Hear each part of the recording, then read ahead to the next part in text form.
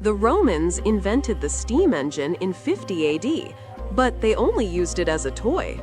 If they had scaled it up, by 200 AD, steam-powered mills would have fed the entire empire.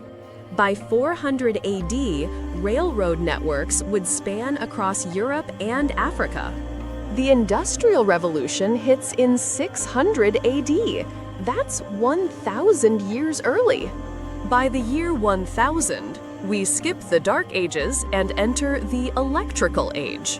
1500 AD brings the Computer Age, and by 1800, humanity enters the Space Age.